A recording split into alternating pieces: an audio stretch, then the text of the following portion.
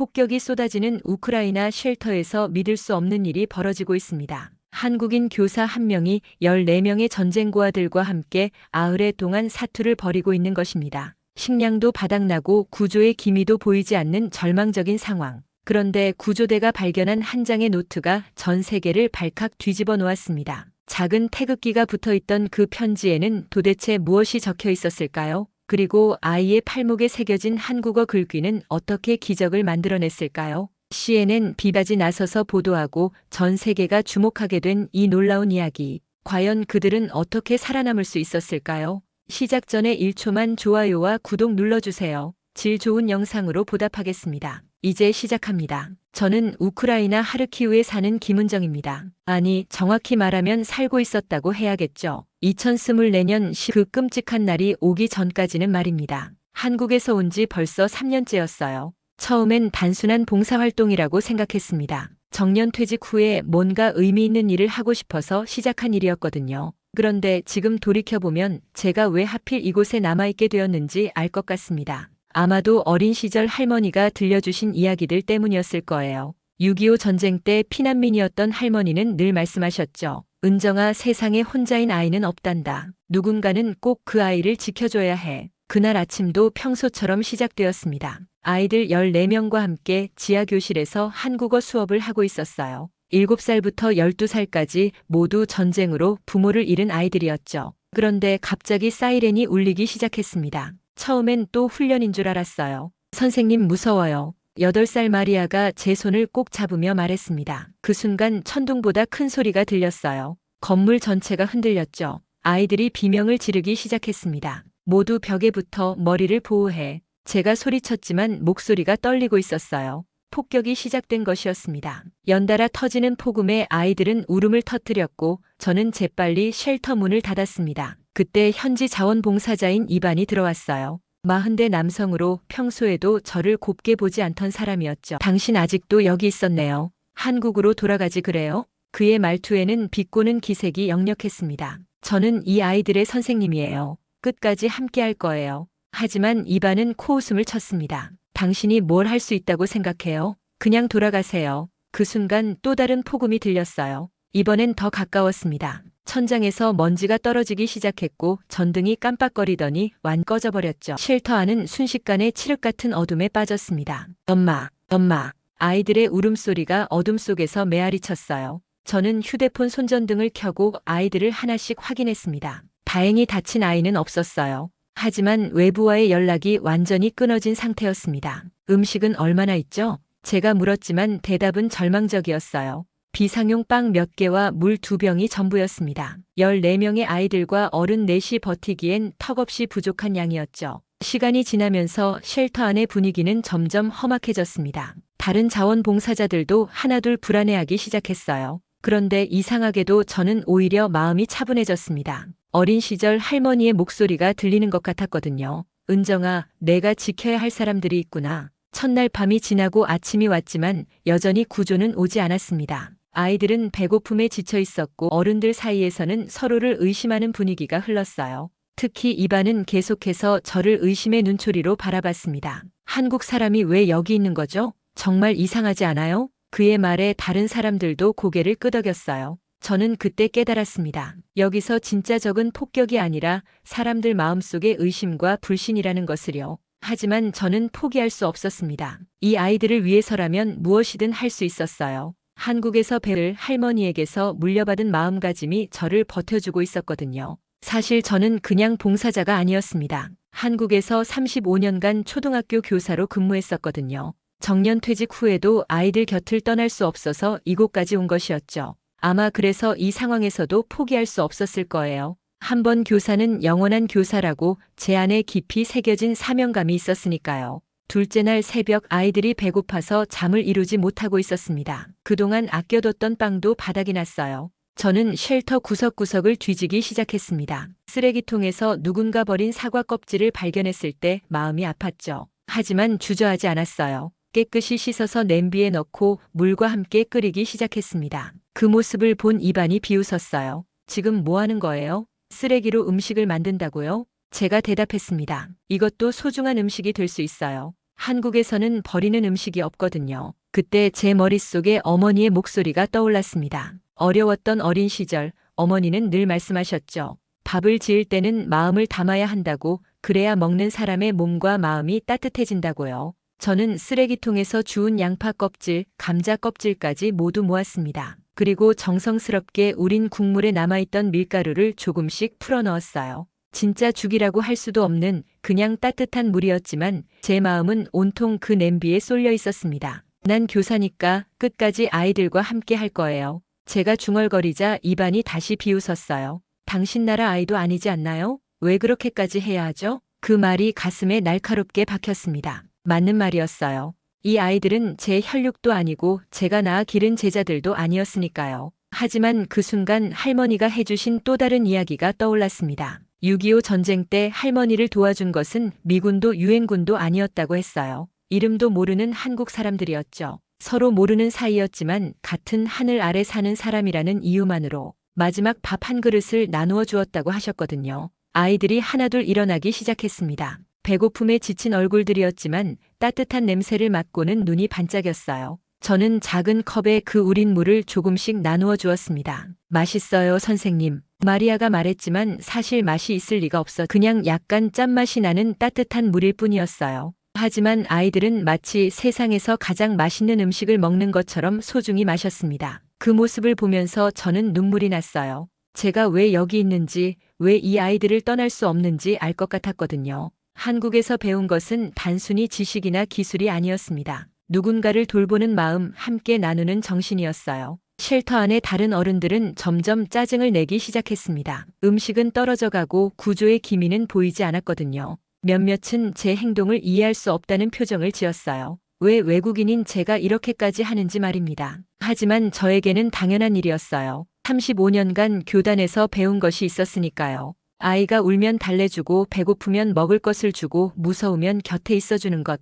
그것이 교사의 본능이었고 어른의 책임이라고 생각했습니다. 셋째 날이 되자 상황은 더욱 악화되었어요. 아이들 중 몇 명이 열이 나기 시작했고 어른들 사이에서는 패닉 상태가 퍼져갔습니다. 그런데 저는 이상하게도 더욱 침착해졌어요. 마치 교실에서 아이들이 떠들 때처럼 차분하게 상황을 정리해 나갔습니다. 밤이 되자 저는 아이들을 재우기 위해 한국 동요를 불러주었어요. 곰 3마리가 한 집에 있어. 아빠 곰, 엄마 곰, 애기 곰. 아이들은 모르는 언어였지만 따뜻한 멜로디에 조금씩 잠들기 시작했습니다. 그때 이반이 다가와서 말했어요. 목소리에는 여전히 의심이 섞여 있었지만 조금 누그러진 것 같았습니다. 하지만 여전히 저를 신뢰하지는 않는 눈빛이었죠. 어쩌면 이것이 진짜 시험의 시작이었을지도 모릅니다. 넷째 날 새벽 모든 사람이 잠든 사이 저는 혼자 깨어 있었습니다. 쉘터 구석에 쌓여있던 페이지 한 장을 조심스럽게 집어들었어요. 먼지가 쌓인 종이였지만 제게는 소중한 편지지가 되었습니다. 손전등 불빛 아래서 저는 글을 쓰기 시작했어요.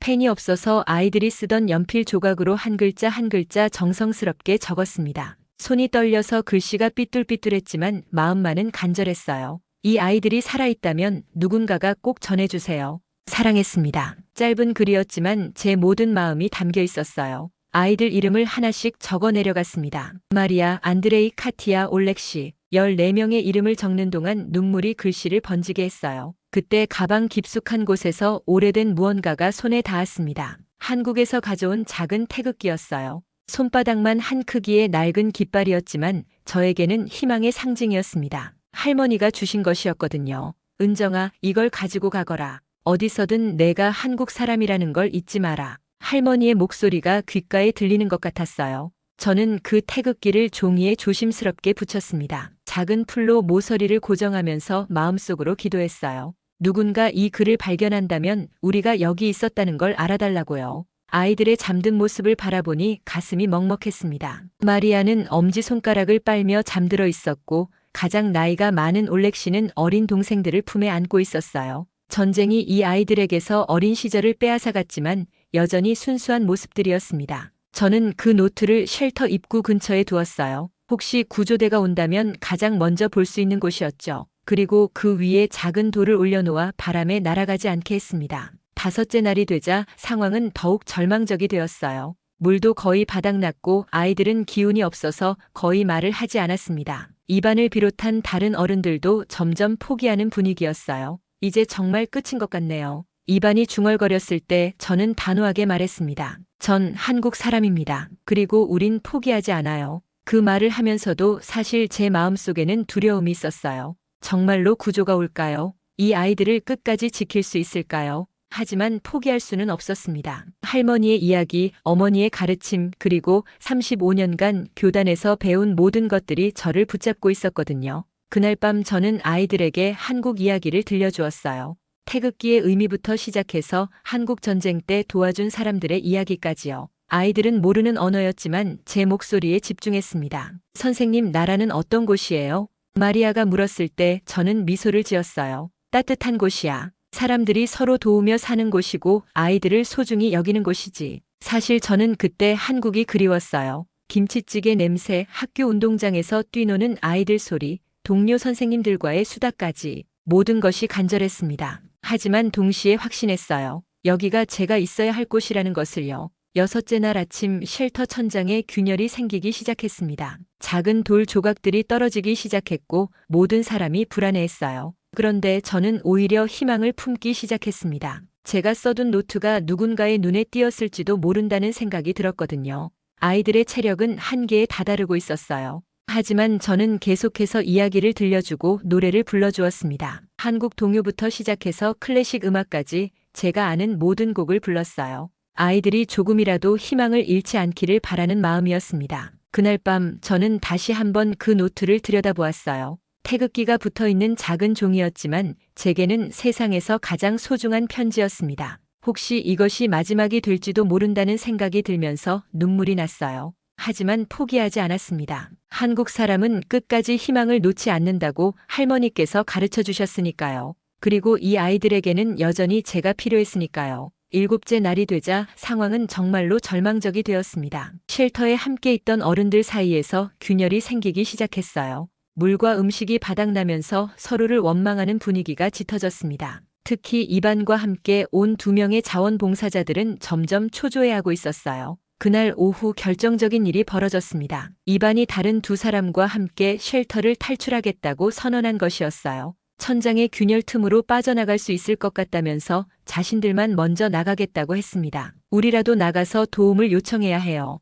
여기 있으면 모두 죽어요. 이반의 말에는 공포가 섞여 있었어요. 하지만 저는 알고 있었습니다. 그들이 진짜로 도움을 요청하러 나가는 것이 아니라 그냥 살기 위해 도망가는 것이라는 걸요. 아이들을 두고 갈 수는 없었습니다. 저는 아이들과 함께 있을게요. 제가 말하자 이반이 비웃었어요. 멍청한 짓이에요. 당신도 같이 죽고 싶나요? 하지만 저는 흔들리지 않았습니다. 35년간 교사로 살면서 배운 것이 있었거든요. 위기의 순간에 아이들을 버리고 도망가는 어른이 되어서는 안 된다는 것을요. 할머니도 그랬고 어머니도 그랬고 제가 만나온 모든 훌륭한 어른들이 그랬습니다. 이반과 2사람이 쉘터를 떠난 후 남은 것은 저와 14명의 아이들 뿐이었어요. 갑자기 더욱 적막해진 공간에서 아이들의 숨소리만 들렸습니다. 어떤 아이들은 무서워서 울고 있었고 어떤 아이들은 지쳐서 그냥 멍하니 있었어요. 그날 밤이 가장 힘들었습니다. 8살 안드레이가 갑자기 고열에 시달리기 시작한 것이었어요.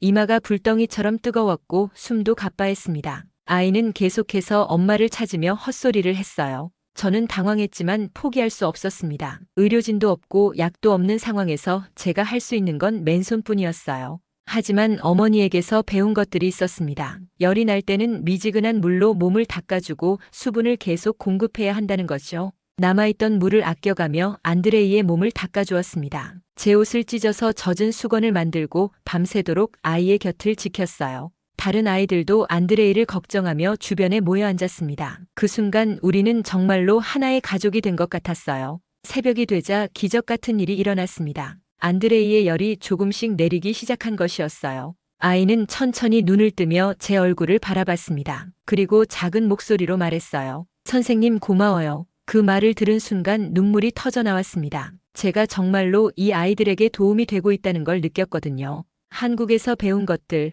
어머니와 할머니에게서 물려받은 돌봄의 마음이 여기서도 통하고 있다는 것을요. 그때 쉘터 한쪽 구석에서 목소리가 들렸습니다. 20대 초반으로 보이는 현지 청년 드미트로였어요. 처음에는 이반과 함께 저를 의심하던 사람 중 하나였는데 안드레이를 돌보는 제 모습을 지켜본 후 마음이 바뀐 것 같았습니다. 제가 도와드릴게요. 드미트로가 조심스럽게 다가오며 말했어요. 그의 목소리에는 더 이상 의심이 없었습니다. 오히려 진심 어린 존경이 담겨 있었어요. 왜 그렇게까지 해요? 당신에게 이 아이들은 아무것도 아니잖아요. 그가 물었을 때 저는 잠시 생각했습니다. 정말 왜 그렇게까지 하고 있는 걸까요? 한국에서 배운 것이 무엇이었을까요? 한국에선 누군가 울고 있으면 가만히 있지 못해요. 제가 대답하자 드미트로는 고개를 끄덕였어요. 그리고 그때부터 진심으로 저를 도와주기 시작했습니다. 아이들 돌보는 일부터 물 배급하는 일까지 모든 일을 함께 나누어 했어요. 하지만 상황은 여전히 절망적이었습니다. 쉘터 천장의 균열은 점점 더 커지고 있었고 구조의 기미는 전혀 보이지 않았어요. 드미트로와 함께라서 조금 힘이 되긴 했지만 근본적인 문제는 해결되지 않았습니다. 그래도 저는 희망을 놓지 않았어요. 제가 써둔 그 노트를 태극기가 붙은 그 편지를 누군가 발견했을 거라는 믿음이 있었거든요. 한국 사람의 마음을, 이 아이들을 사랑하는 마음을 누군가는 이해해 줄 거라는 확신이 있었습니다. 8째 날 아침 기적 같은 발견이 있었습니다. 마리아의 소매를 걷어올리다가 저는 깜짝 놀랐어요. 아이의 팔목에 제가 한국어로 써준 글귀가 희미하게 남아 있었던 것입니다. 며칠 전 아이들과 함께 놀면서 매직펜으로 써준 것이었는데 물로 씻겨도 완전히 지워지지 않았나 봅니다. 배불리 먹고 따뜻하게 자라. 할머니가 어린 저에게 늘 해주시던 말이었어요. 그 글귀를 보는 순간 가슴이 뭉클했습니다. 이렇게 절망적인 상황에서도 한국어가 이 아이의 팔에 남아있다는 것이 마치 기적처럼 느껴졌거든요. 드미트로가 그 글귀를 보더니 신기하다는 표정을 지었어요.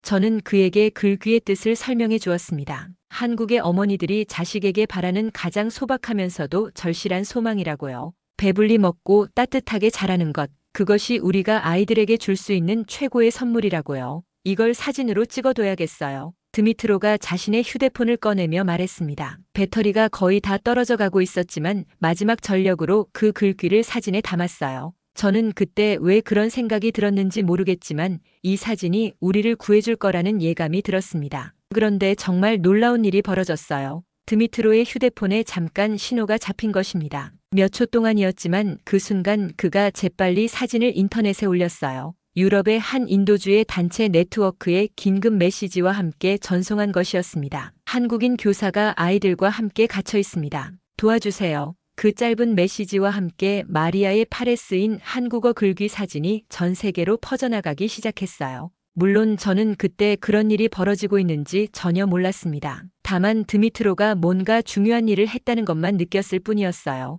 그날 오후 아이들과 함께 둘러앉아 있을 때 문득 제가 나누어준 고무줄 팔찌가 생각났습니다. 한국에서 가져온 것들 중 하나였는데 아이들에게 하나씩 나누어 주었던 기억이 났거든요. 당시에는 그냥 예쁜 장신구 정도로 생각했었어요. 마리아야, 팔찌 어디 있어? 제가 물었을 때 마리아는 자신의 손목을 보여주었어요. 여전히 그 고무줄 팔찌를 차고 있었습니다. 빨간색과 파란색이 섞인 작은 팔찌였는데 자세히 보니 뭔가 특별한 점이 있었어요. 사실 그 팔찌에는 제가 모르는 기능이 숨어 있었습니다. 한국의 한 기술 회사에서 만든 것으로 작은 위치 추적 장치가 내장되어 있었던 것이에요. 당시 저는 그냥 예쁜 장신구라고 생각하고 구입했는데 나중에 알고 보니 아이들의 안전을 위해 개발된 스마트 팔찌였던 거죠. 그 팔찌에서 발신되는 미약한 신호가 유럽의 구조 네트워크에 포착되기 시작했어요. 마리아의 팔에 쓰인 한국어 글귀 사진과 함께 그 위치 정보가 구조팀에게 전달된 것입니다.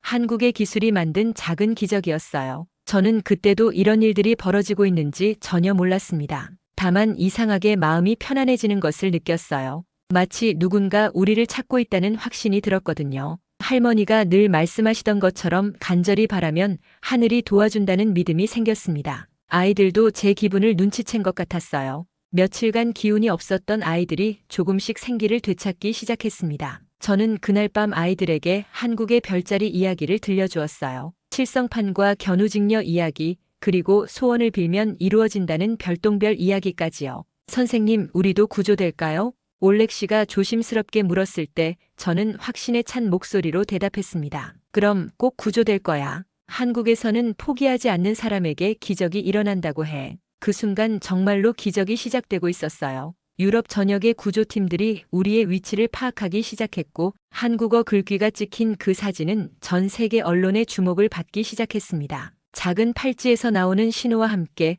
우리의 존재가 세상에 알려지기 시작한 것이었어요. 저는 그날 밤 다시 한번 그 노트를 꺼내서 들여다보았습니다. 태극기가 붙은 작은 종이였지만 이제는 정말로 누군가 이것을 발견할 거라는 확신이 들었어요. 한국 사람의 마음이, 이 아이들을 향한 사랑이 결국 길을 만들어줄 거라는 믿음이 있었습니다. 9째 날 새벽 저는 이상한 평온함을 느꼈습니다. 며칠간 계속되던 불안과 초조함이 사라지고 마치 모든 것이 제자리를 찾아가는 것 같은 고요함이 있었어요. 아이들도 평소보다 깊이 잠들어 있었고 쉘터 안에는 신비로운 정적이 흘렀습니다. 하지만 제 몸은 한계에 다다르고 있었어요. 며칠간 거의 먹지 못했고 잠도 제대로 자지 못했거든요.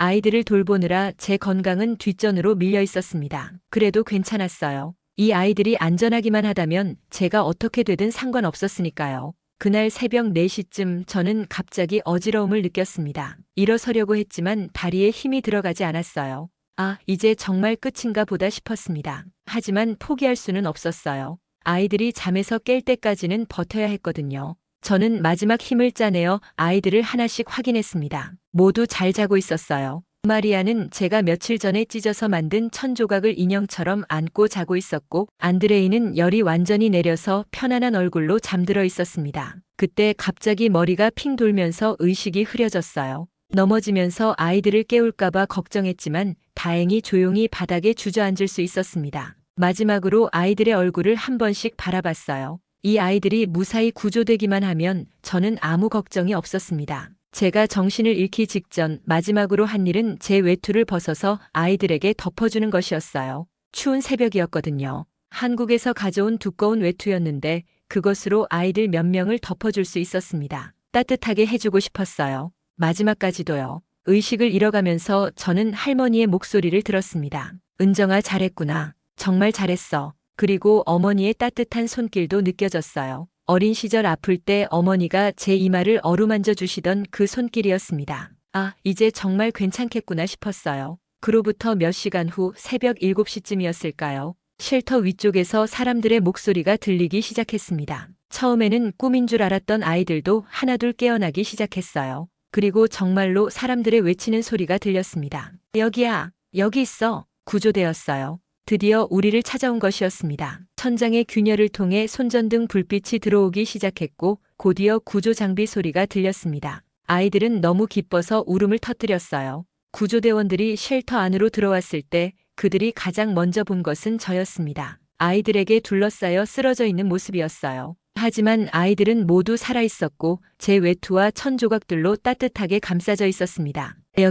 여긴 아이들이 살아있어요. 구조대원 중 한 명이 소리쳤어요. 그 목소리에는 놀라움과 감동이 섞여 있었습니다. 아마도 모두 죽었을 거라고 생각했었나 봅니다. 하지만 기적적으로 14명의 아이들이 모두 살아있었어요. 구조대원들은 재빨리 아이들을 안전한 곳으로 옮기기 시작했습니다. 그리고 저를 들쳐 업고 급히 밖으로 나갔어요. 의식을 잃은 채였지만 저는 그때의 상황을 어렴풋이 기억합니다. 아이들의 울음소리, 구조대원들의 다급한 목소리, 그리고 오랜만에 느끼는 햇빛의 따뜻함까지요. 나중에 들은 이야기로는 구조대원들이 쉘터에서 발견한 것이 너무 감동적이었다고 했어요. 제가 써둔 노트와 태극기 그리고 아이들을 끝까지 지키려 했던 한국인 교사의 모습이 모든 사람들에게 깊은 인상을 남겼다고 했습니다. 저는 곧바로 병원으로 실려갔고 아이들은 안전한 보호시설로 옮겨졌어요. 의사들은 제가 극도의 탈수와 영양실조 상태였다고 했습니다. 하지만 기적적으로 생명에는 지장이 없었어요.